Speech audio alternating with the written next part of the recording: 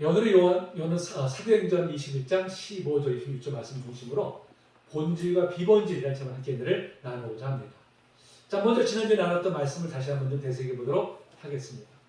자, 바울 사도가 성령의 명령에 따라서 예루살렘에 올라가는 것을 각처에 있는 제자들이 다 강력하게 만류를 하죠. 특별히 가이사랴에서는 제자들만 아니라 바울의 제 측근들 그리고 빌립의 4딸까지 나서가지고 눈물로 만류를 합니다. 이들이 만류하는 것은 단지 자신들의 개인적인 감정 차원이 아니라 성령의 감동을 그리했다고 성경은 말씀하고 있죠. 그리고 우리 여기서 상호 모순되는 듯한 상황에 접하게 됩니다. 자, 예루살렘의 순교를 각오하고 올라가려고 하는 바울 사도도 성령의 이끄심에 순종하는 것이었죠. 자, 또 제자들의 측근이 이를 만류하는 것도 성령의 감동으로 그리한 것이라고 성경은 말씀하고 있어요. 또 마치 한 성령이 두 가지 상반된 견해를 가지고 계시는 것 같아서 우리를 당혹스럽게 합니다. 자, 그러나 이는 성령께서 두 가지 상반된 견해를 가지고 계신 것이 아니죠. 자, 바울이 예루살렘에 올라가게 되면 결박과 환란이 기다리고 있다는 사실을 성령께서 알려주신 것은 동일합니다. 근데 이를 해석하는 과정에서 서로 달랐던 것이죠. 바울은 어떻게 해석했습니까? 성령이 알려주신 것은 더욱 각오를 새롭게 해라, 더욱 마음을 굳게 해라 하는 그런 메시지를 해석을 한 것이죠. 근데 제자들의 측근들은 이를 바울로 하여금 예루살렘에 올라가지 말도록 권면하라는 것으로 그렇게 해석을 한 거예요. 자, 이를 볼 때 예언의 내용도 중요하지만 더욱 중요한 것이 무엇입니까? 해석이죠. 해석. 어떻게 해석에 따라서 그 적용이 달라짐을 우리가 알 수가 있습니다. 똑같은 하나님의 말씀이 선포되어도 이를 어떻게 해석하냐에 따라서 그 적용이 완전히 극과 극으로 달라질 수 있기 때문이죠. 자, 그렇다면 하나님의 말씀은 어떤 기준으로 해석해야 될까요? 어떤 기준으로? 나의 유익이 아니라 하나님의 뜻을 이루는 방향으로 해석할 때 올바로 해석하고 올바로 적용하게 됩니다. 하나님의 말씀을 나의 유익을 위한 것으로 받지 않고 하나님의 뜻을 이루는 방향으로 받음으로 올바른 적용을 통해서 하나님 나라를 이루는 일에 쓰임받는 우리 모두가 되기를 소망합니다. 아멘. 자, 그럼 바울이 이토록 최측까지 나서서 눈물로 예루살렘 올라가는 것을 만류하면도 자신의 뜻을 굽히지 않는 이유가 무엇일까요? 그 이유가 자신과 같은 죄인 중에 죄인을 용서해 주시고 사도로 삼으신 그 은혜에 감사했기 때문입니다. 이 바울 사도는 자신에게 내려주신 은혜가 너무도 커서 심지어 하나님의 뜻을 이루기 위해서라면 자신의 생명까지 기꺼이 내어놓을 수 있느라고 고백을 합니다. 실제로 바울은 이후에 순교 자리에까지 추호도 망설임 없이 나아갔죠. 이처럼 은혜를 받은 사람은 그 은혜를 가슴 깊이 새기면서 그 은혜에 보답하기 위해 힘을 써야 됩니다. 그러나 많은 사람들이 크신 은혜를 받았음에도 불구하고 감사하는 것은 잠시뿐이고 시간이 흐르면 어느샌가 희미해져 버려요. 그래서 어떻게 했습니까? 또 다른 은혜를 구합니다. 이미 주신 은혜만으로도 사실 충분함에도 무언가 새로운 은혜를 구하는 것이죠. 그러다가 자신이 원하는 은혜가 응답되지 않는다고 생각할 때 어떻습니까? 실망하고 좌절하거나 합니다. 우리는 지금 바울 사도처럼 받은 은혜에 감사해서 내 모든 것 다 드립니다 라고 고백하고 있을까요? 아니면 이미 받은 은혜의 구원에 대한 감격은 사라진 채 또 다른 은혜를 구하고 있을까요? 여러분, 우리가 받은 구원의 은혜는 결코 값싼 은혜가 아닙니다. 하나님의 아들이신 예수의 피값에 그리고 이보다 더 큰 은혜는 없어요. 그럼에도 우리가 이를 당연히 여기고 또 무언가 다른 은혜를 구한다면 이것은 실제로 이 은혜가 얼마나 큰지를 모르기 때문입니다. 이제 우리는 다른 어떤 은혜를 구하기보다는 주신 은혜에 감사하면서 보답할 길을 찾아야 됩니다. 여러분, 그것이 바로 성숙한 성도의 모습이죠. 무엇보다 그 은혜를 받은 자답게 사는 것이 바로 은혜에 보답하는 길인 줄로 믿습니다. 아멘. 자, 이제 바울은 이제 드디어 예루살렘에 올라가게 됩니다. 자, 17절에 뭐라고 했습니까? 예루살렘에 이르니 형제들이 우리를 기꺼이 영접하고는 그랬어요. 바울이 예루살렘에 올라가자 믿음의 형제들이 기쁜 마음으로 바울이라는 영접합니다. 자, 그런데 여기서 우리에는 누가 있었을까요? 우리에는. 자, 사도행 20장 4절에 보니까요. 아시아까지 함께 가는 자는 베레 사람 도레 아들 소바다, 데살로니가 사람 아리스타고, 세군도, 더베 사람 가이오 및 디모데오, 아시아 사람 두기고와 두로비모라. 이들 7명 외에 누가가 포함되어 있으니까 총 8명입니다. 그런데 여기 10명의 사람들이 한결같이 다 누구들이에요? 유대인이 아니라 이방인들이에요. 디모데는 이제 어머니는 유대인이지만 아버지가 이제 헬라인입니다. 그러니까 유대인 입장에서 다 이방인들이에요. 자, 유대인들은 이방인과 교제하는 것 자체를 부정을 탄다고 생각해서 저쪽 자체를 꺼려했습니다. 그러니까 유대인 그리스도인들조차 과거는 이방인들에 대해서 부정적인 입장이었어요. 그렇기 때문에 주님께서 복음을 사마리아와 땅까지 전하라고 명령하셨음에도 그들은 예루살렘을 떠나지 않고 있었던 것이죠. 그런 중에 이제 스데반이 순교해서 하면서 엄청난 핍박이 닥치자 그제서야 이제 흩어져가지고 사마리아를 비롯한 바로 이제 이방인 지역에도 복음이 전파되기 시작한 것입니다. 그런데 그렇다고 해서 그들이 이방인들에 대해서 가졌던 고정관념이 바뀐 것은 아니었어요. 베드로가 성령의 명령에 따라서 고넬의 집에 가서 복음을 전합니다. 그랬더니 어떻게 했어요? 이방인과 함께 교제했다라는 이유로 예루살렘 교회 성도들이 베드로를 심하게 비난하는 것을 우리가 이제 살펴봤었죠. 그만큼 이 유대인들이 이방인에 대해 가졌던 이 부정적인 인식이 우리가 깊었음을 알 수가 있습니다. 자, 그런데 그럴 땐 그들이 자, 지금 어떻게 하고 있어요? 기꺼이 그들 지금 영접하고 있어요.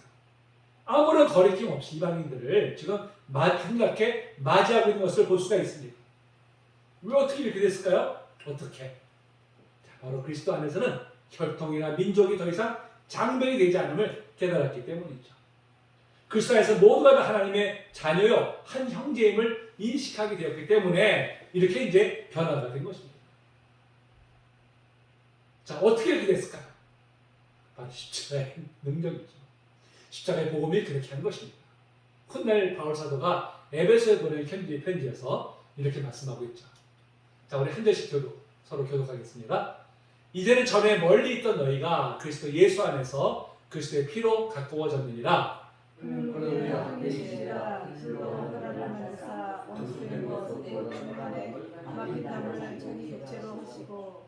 법정으로 된 계명의 율법을 폐하셨으니 이는 이 둘로 자기 안에서 한 세 사람을 지어 화평하게 하시고 또 십자가와 너희를 한 몸으로 하나님과 화평하게 하시니라. 원수된 것을 십자가로 소멸하시고. 아멘.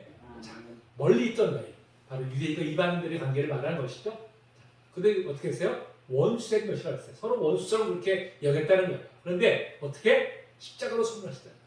십자가의 능력으로 바로 이제 하나 되게 하셨다는 것입니다. 여러분 그렇습니다. 그리스도 안에서는 누구나 다 평등하죠. 다 한 형제입니다. 한 자매죠. 그리스도 안에 있으면 혈통이나 피부색이나 국적을 뛰어넘어서 모두가 다 하나입니다. 근데 사실 우리 국민들도요, 유대인 못지않게 외국인에 대한 그 심리적인 장벽이 굉장히 높은 편입니다. 외국에 대해서는 경계하고 배타적으로 대하고 심지어 차별까지 하고 있어요. 그러나 이러한 장벽을 우리 그리스도인들이 앞장서서 무너뜨려야 됩니다. 왜? 하나님 안에서 모두가 다 한 형제, 한 자매이기 때문이죠. 혈통이나 국적이나 피부색 상관없이 모두가 하나 되는 사회를 만드는 것이 바로 그것이 바로 하나님의 나라를 이루어가는 것입니다. 아멘. 우리 모두 그런 나라를 세워가는 일에 힘써야 할 줄로 믿습니다. 우리나라가 참 외국 사람들을 이민이나 난민을 받아들이는 것은 굉장히 엄격해요. 그 이민 우리나라의 기화 시험을 보면요, 우리도 합격 못해요. 그 정도로 까다롭게 만들어놨어요. 그 정도로. 애국가 4절까지 누가 기억합니까? 그래서 4절까지 다 기억을 해요. 우리나라 역사를 줄일 게 그만큼 뭐예요? 배타적인 것이죠. 근데 우리가 지금 사실 출산이 지금 저출산 사회로 가고 있잖아요. 어차피 안 나잖아요. 그럼 어떻게 해야 방법이 없어요. 통일되거나 아니면 외국 이민들을 받아들여야 돼요. 그 앞으로 우리가 어쩔 수 없는 추세인데 지금처럼 우리가 이렇게 발표적인 자세를 가지면 앞으로 엄청난 사회적인 갈등이 생길 것입니다. 그걸 해결할 수 있는 것이 누구예요? 우리 그리스도인들입니다. 아멘. 우리가 그것을 앞장서서 해결해야 돼요. 아멘. 우리가 먼저 그들을 받아들일 수 있는 준비가 되어 있어야 됩니다. 자, 이렇게 예루살렘 교회 성도들부터 환영을 받은 바울 일행이 이스라엘 야고보를 이제 만나게 되죠. 18절에 말씀하고 있습니다. 자, 여기서 야고보는 누굴까요? 예수님 12제자 중에 하나인 야고보일까요? 아니죠. 그분이 이미 순교했습니다. 그렇죠? 바로 예수님의 친동생인 야고보를 가리킵니다. 근데 야고보 외에 다른 사람들은 이름을 거론하지 않고 있어요. 이를 볼 때 야고보가 예루살렘 교회 최고 지도자의 자리에 있구나라는 것을 이제 알 수가 있죠. 자, 바울이 이제 문안을 하고서 그동안 3차에 걸쳐 있었던 전도 여행에 대해서 상세히 이제 보고를 합니다. 바로 19절에서 이제 그것을 말씀하고 있죠. 오늘날 말하는 뭐예요? 선교 보고를 한 것이죠. 이 3차에 걸쳐 행했던 선교 여행 중에 나왔던 숱한 그 어려움과 핍박, 그 가운데서 자신들과 함께 하시며 숱한 어려움을 견디게 하시고 때로 신비한 방법으로 그 피할 길을 열어주신 하나님의 일하심에 대해서 저는 자세히 보고를 했습니다. 자, 이를 듣고 어떻게 반응했을까요? 20절 보니까 뭐라고 합니까? 그들이 듣고 어떻게 했어요? 하나님께 영광을 돌리고 했어요. 자, 먼저 그들은 하나님께 모든 영광을 돌렸습니다. 사실 그들은 얼마든지 바울을 칭찬하고 그를 높이는 말을 할 수 있었어요. 어우, 얼마나 수고가 많았느냐. 당신 헌신을 인해서 이렇게 복음이 전 세계로 전파될 수 있었다. 참 대단하다. 이렇게 바울을 높일 수도 있었습니다. 그러나 그들은 바울을 격려하거나 칭찬하지 않았어요. 그를 높이지 않았습니다. 오로지 하나님께만 영광을 돌렸습니다. 왜요? 모든 역사의 주인공은 바울이 아니라 바로 하나님이심을 알고 있었기 때문이죠.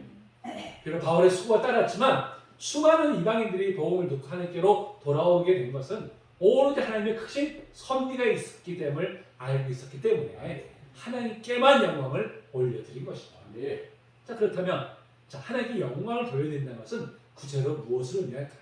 구체적으로 이 영광을 돌리는 것이 헬라어로 독사조라고 하는데요.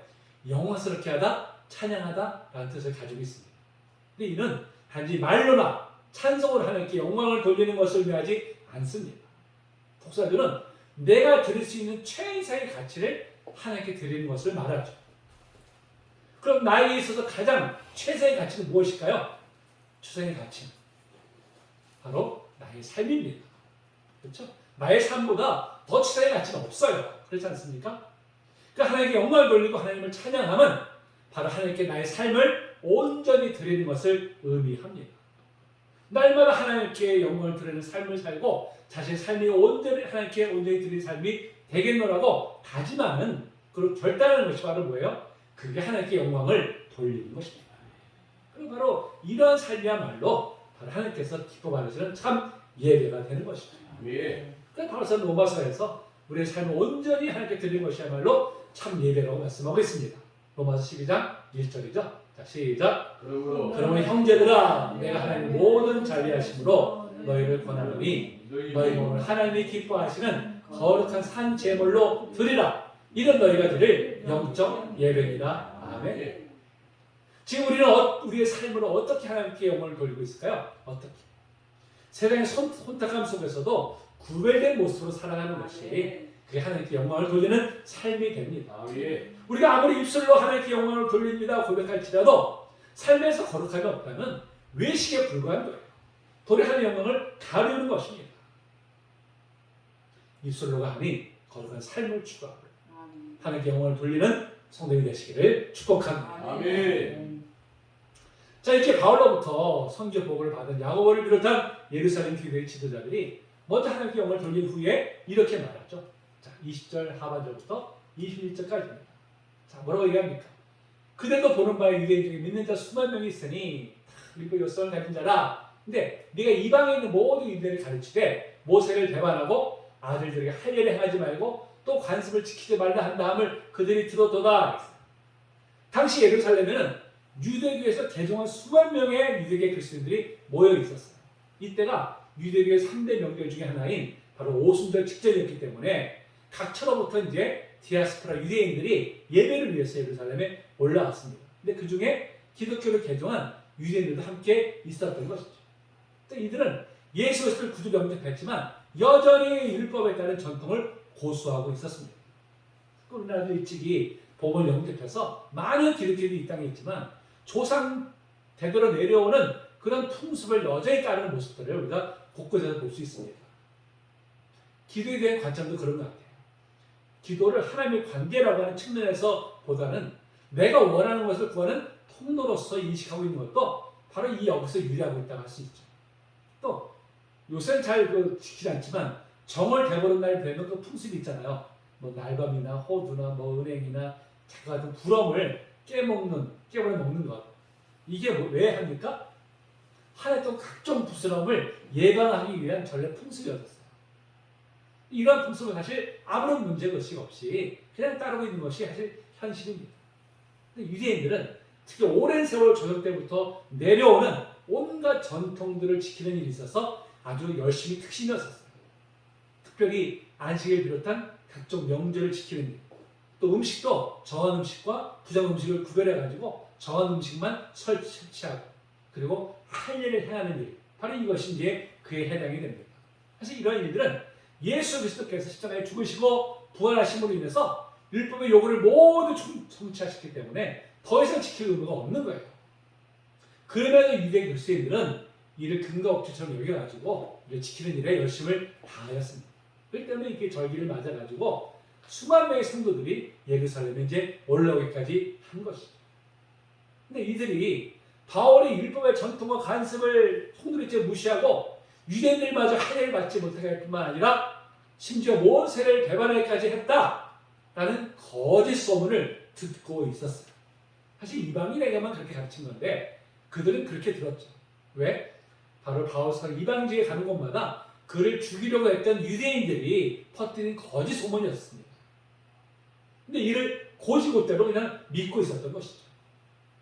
여러분 과거나 예나 보면요, 이 거짓 소문을 만들어내고 유포하는 세력들이 있어요. 그들은 어떤 특정한 목적을 가지고 거짓 소문을 만들어내고 이제 유포를 하는데 분별해서 듣지 않으면 이 거짓 소문에 속아서 넘어가게 됩니다. 이로 인해서 이제 사회적으로 좋지 않은 악영향을 끼치기도 하고요. 많은 사람들의 선의에 피해를 입기도 합니다. 오늘날 보면 스마트폰이나 뭐 인터넷을 통해서 온갖 거짓 소문이 만들어지고 퍼지고 있어요. 내용을 보면요, 정말 황당무계합니다. 그냥 상투 생각하면 도저히 이거는 뭐 에이 할 정도인데도 불구하고 그런 내용들이 퍼지고 많은 사람들이 또 속아가지고 동조를 하고 있어요. 그로 인해서 거짓 소문에 휩싸여가지고 당사가 고통받다가 스스로 목숨을 끊는 비극이 일어나기도 합니다. 몇 달 전에 배우 이성윤 씨가 이런 거짓 소문에 휩쓸려가지고 이제 경찰 조사를 받았어요. 근데 아무리 조사를 해도 검사를 해도 아무런 근거가 나오지 않는 거예요. 당사자가 어떻게 했어요? 수치심에 목숨을 끊고 말았습니다. 너무 참 안타까운 일이죠. 거짓 소문의 폐해가 정말 얼마나 큰지 모릅니다. 그럼에도 왜 많은 사람들이 거짓 소문에 귀를 기울이고 아무런 검증도 없이 동조하고 있는 것일까요? 왜? 저는 이런 현상이 바로 인간의 죄성에 기인한다고 저는 생각합니다. 인간의 죄성이 부정적인 것에 더 마음이 쏠리고 마음을 자극하는 일에 동조하기 때문에 그렇죠. 그러니까 언론도 보면요, 긍정적인 이야기보다는 부정적이고 자극적인 이야기를 많이 실어야만이 사람들의 관심을 이제 끌 수가 있기 때문에 너무 논조가 다 그런 쪽으로 쏠리는 것을 보게 돼요. 참 사회적 병들어가는 거죠. 근데 여러분, 그런 면에서 우리 그리스도인들은 과연 자유로울까요? 우리 그리스도인들이 심지어 그리스도인들조차 거짓 소문에 귀를 기울이고 그에 동조하는 사람들이 많습니다. 하나님 믿고 예수 그리스도를 주로 고백하면서 성령의 인도하심을 만다고 하는 그리스도인들이 어찌 무분별하게 거짓 소문에 귀를 기울이고 그에 동조한다는 말입니까? 유튜브를 비롯한 각종 매체를 통해서 무분별하게 전파되는 거짓 소문이 참 많아요. 그렇기 때문에 우리는 거짓 소문을 분별할 줄 아는 지혜가 있어야 됩니다. 아멘. 그래서 우리는 그런 지혜를 구해야 돼요. 거짓 소문을 분별하고 그를 배척해야 되죠. 더 이상 거짓 소문이 퍼지지 못하도록 막는 것도 우리 그리스도인의 사명인 줄로 믿습니다. 아멘. 자, 이렇게 유대의 그리스도인들까지 바울에 대한 거짓 소문을 사실로 받아들이고 그에 대한 악감정을 가지고 있는 것을 해결하기 위해서 자, 야고보가 이러한 제안을 하죠. 자, 22절부터 바로 이제 24절까지의 말씀입니다. 서원하는 사람들이 있는데 바로 이 그들을 이제 그 서원할 때 보면요, 나신이 서원을 하게 되면 이제 그걸 끝날 때 신고를 하게 돼 있어요. 그때 이제 제물을 드립니다. 머리도 깎아야 되고 하다 보면 비용이 많이 들어가요. 비용이 많이 들어가는데 바울 보고 네가 그 비용을 내라. 부담을 하면 사람들이 볼 때 아, 저 바울이 뭐 율법을 어기는 것이 아니구나. 잘 지키고 있구나 라고 생각하게 되지 않겠느냐. 그러니까 네가 그렇게 좀 이것을 해라 라고 이제 그렇게 이제 권면을 한 것이죠. 자, 그럼 이 제안을 받은 바울이 어떻게 했을까요? 자, 26절에 보니까 어떻게 했습니까? 바울이 이 사람들을 데리고 이튿날 그들과 함께 결례를 행하고 성전에 들어가서 각 사람을 위하여 제사 드릴 때까지의 결례 기간이 만기된 것을 신고하니라. 바울은 선뜻 야고보와 예루살렘 교회 장로들의 제안을 그냥 다 받아들여요. 그대로 시행합니다. 자신도 유대인들이 부정하고도 하다고 여기던 이방 지역을 다녀왔기 때문에 자신을 정결케 하는 예식을 행하여 뿐만 아니라 마시는 서원경이 끝난 네 사람의 서원 만기 예식을 자기 돈을 들여서 이걸 이제 도와줍니다. 이로써 유대인 자기 역시 유대인의 전통과 관습을 존중하고 있음을 공개적으로 보여준 것이죠. 근데 우리가 여기서 한 가지 의문점에 또 봉착하게 됩니다. 사실 바울은 굳이 야고보와 예루살렘 교회의 지도자들의 제안을 받아들일 이유가 없어요. 왜? 예수님께서 십자가에 죽으시고 부활하심으로 율법과 율법을 다 충족하셨어요. 이를 믿는 모든 사람들이 그 효력이 미치기 때문이죠. 로마서 8장 3절 4절 말씀입니다. 자, 읽어볼까요? 시작. 율법의 육신으로 말미암아 연약하게 할 수 없는 그것을 하나님은 아시나니 그 죄로 말미암아 자기 아들을 죄 있는 육신의 모양으로 보내어 육신의 죄를 정하사 육신을 따르지 않고 그 영을 따라 행하는 우리에게 율법의 요구가 이루어지게 하려 하십니다.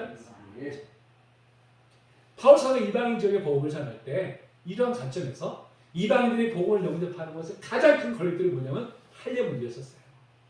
그런 문제가 해결되었습니다. 그러니까 바울 사도는 더 이상 할례를 행할 필요가 없다. 오직 믿음을 구원한다. 이렇게 이제 가르쳤는데 이 유대계 그리스도인들이 믿음만 하면 안 되고 할례도 행해야지. 그래 구원을 받는다. 이렇게 이제 주장한 거예요. 이로 인해서 교회에 막 혼란이 옵니다. 뭐가 맞는 말이야 도대체. 그래서 바울이 이 문제를 가지고 예루살렘 교회에 올라갔죠.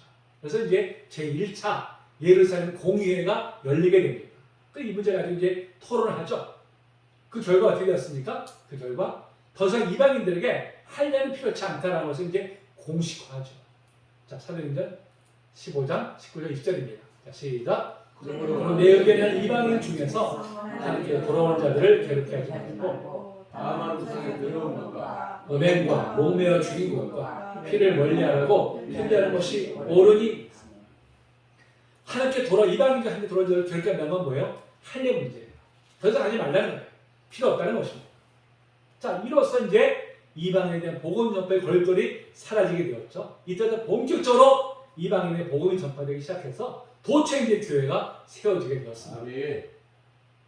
이렇게 유대계 전통을 폐하도록 결정했음에도 불구하고 바울에게 이러한 제안을 한 야고보와 또 이를 선뜻 받아들인 바울의 태도에 의문점을 가지 않을 수가 없습니다. 이들이 이렇게 한 것이 혹 유대인 그리스도인들의 여론에 굴복한 것이 아닌가? 이런 의문점을 갖게 되는 것이죠. 근데 사실 바울은 지금껏 결박과 환란이 기다리고 있는 예루살렘에 올라가는 것을 극구 만류하는 형제들과 측근들의 그 요청을 단호히 뿌리치고 예루살렘에 올라왔습니다. 그렇다면 그런 결기로 율법과 타협하려고 하는 이러한 제안을 과감히 뿌리쳐야 맞지 않겠습니까?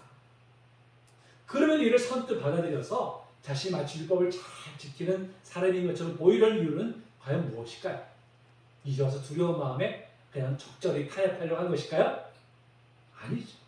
우리가 아는 바울 사도는 그런 위협에 자신의 믿음을 저버린 분이 결코 아닙니다. 지금까지 3차에 걸친 선교 여행 중에 그 숱한 박해와 죽음에 이르기까지 하는 그 위협 앞에서도 결코 굴하지 않고 오로지 복음 전파에만 온 힘을 기울여온 분이죠. 결박과 박해가 기다리고 있는 예루살렘에 담대히 올라온 분입니다. 그랬던 그가 예루살렘에 와서 마음이 약해져가지고 율법에 굴복하려 했겠습니까? 결코 그런 일은 있을 수가 없는 것이죠. 그렇다면 바울 사도가 이렇게 율법과 타협하는 듯한 모습을 보이는 연유가 무엇일까요? 그 이유가 만약에 이 야고보와 예루살렘 교회의 장로들이 바울에게 요구하는 것이 구원에 관한 문제로서 바로 예수 그리스도의 복음을 약화시키는 일이었다면 바울은 결단코 거부했을 것입니다. 서로 그에 대해서 목숨을 잃는 한이 있더라도 그리했을 것입니다. 구원은 오직 예수 그리스도를 십자가에서의 대속과 부활을 믿는 믿음으로 말미암으며 그 외에 어떤 것도 필요치 않음을 굳건히 믿고 있기 때문이죠. 그럼에도 바울이 야고보의 제안을 선뜻 받아들인 것은 바로 그들의 제안이 구원에 관한 문제가 아니라 바로 유대인의 전통과 관습에 관한 것이었기 때문입니다. 그것이 구원에 관한 문제였다면 바울은 거부했을 거예요. 그런데 구원에 관한 문제가 아니라 그냥 단지 전통과 관습을 하는 것이기 때문에 기꺼이 받아들인 것이죠.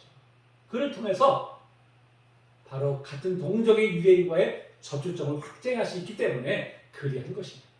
근데 이는 전부터 바울 사도가 행해오던 선교 방식이었어요. 자, 고린도서 9장 19절부터 우리 한번 볼 텐데요. 네, 한번 같이 한 절씩 교독하겠습니다. 내가 모든 사람에게서 자유로우나 스스로 모든 사람에게 종이 된 것은 더 많은 사람을 얻고자 함이라. 유대인들의 내가 유대인과 같이 된 것은 유대인들을 얻고자 하려 율법 아래 있는 자에게는 내가 율법 아래 있지 아니하나 율법 아래 있는 자같이 된 것은 네. 율법을 계속해 봤어요. 얻고자 함이요. 네, 다시 계속. 율법 없는 자에게는 내가 하나님께는 율법 없는 자가 아니요 도리어 그리스도의 율법 아래 있는 자이나 율법 없는 자와 같이 된 것은 율법 없는 자들을 얻고자 함이라. 약한 자들에게 내가 약한 자와 같이 된 것은 약한 자들을 얻고자 하며 내가 여러 사람에게 모든 것을 된 것은 아무것도 우리 사람이라도 구원하고자 함이니. 함께 있습니다. 내가 복음을 위하여 모든 것을 행함은 복음에 참여하고자 함이라. 아멘. 자, 파울은 뭐라고 말씀하고 있어요? 복음을 전함에 있어서 한 사람을 더 구원에 이르게 하기 위해서 여러 사람에게 여러 모습이 있었다는 거예요. 상대방에게 자신의 눈높이에 맞추도록 요구하지 않고 상대방의 눈높이에 자신을 맞추는 것이죠. 여러분, 이런 삶의 자세는 물을 연상케 합니다. 물을. 여러분, 물은 담기는 그릇의 모양에 따라서 모양이 달라지잖아요. 그렇죠? 그렇다고 해서 물의 본질이 달라질까요? 물의 본질은 달라지지 않습니다. 물의 본질은 그대로 유지되면서 물을 담는 그릇의 모양에 따라서 물의 모양이 달라지는 것뿐이죠. 바울은 복음의 본질을 지키면서 그 상황에 따라서 여러 모습으로 살아왔습니다. 지금 야고보의 제안에 선뜻 응한 것도 그것이 본질을 훼손하는 것이 아님을 알기 때문에 그리한 것이지 상황에 따라서 타협하는 것이 결코 아니라는 것이죠. 이것이 바로 상황에 따른 복음적 유연성이라고 합니다. 바울은 결코 앞뒤가 꽉 막혀서 오로지 자신의 뜻만이 옳은 것처럼 행동하지 않았고 다른 이에게 그것을 요구하지도 않았습니다. 본질을 훼손하는 것이 아닌 한 타협하고 양보하는 그런 유연성을 보인 것이죠. 왜? 이렇게 하는 것이 누구에게나 복음을 전하는 계기를 만들기 때문입니다. 우리 바울이 이런 모습을 통해서 본질적인 것과 비본질적인 것에 대해서 어떻게 우리가 대해야 되는지를 배우게 됩니다. 오늘 제목이 뭐예요? 본질과 비본질이잖아요. 우리는 때때로 복음의 본질을 추구한다는 명목하에 비본질적인 것에 대해서까지도 결코 타협하지 않고 자기 주장을 고집하는 경우들이 왕왕 있어 왔어요. 이로 인해서 세상 사람들로부터 아유 저 기독교인들은 옹고집이고 비타협적이다 이런 시각을 갖게 함으로 인해서 오히려 이것이 뭐예요? 지금 와서 복음 전파에 큰 걸림돌이 되고 있는 것이 사실입니다. 그런 면에서 우리도 바울 사도의 이 복음적 유연성에 대해서 우리가 배워야 되죠. 본질은 결코 타협할 수 없지만 비본질 것에까지 자기 주장만이 옳다고 여기는 태도에서 우리가 벗어나야 됩니다. 비본질 것에까지도 자기 주장만 옳다고 여기는 것은 이 미성숙한 태도죠. 성숙하지 못하기 때문에 그래야 하는 것입니다. 비본질에 대해서는 기꺼이 양보할 수 있는 그런 성숙한 우리가 가져야 되는 것이죠.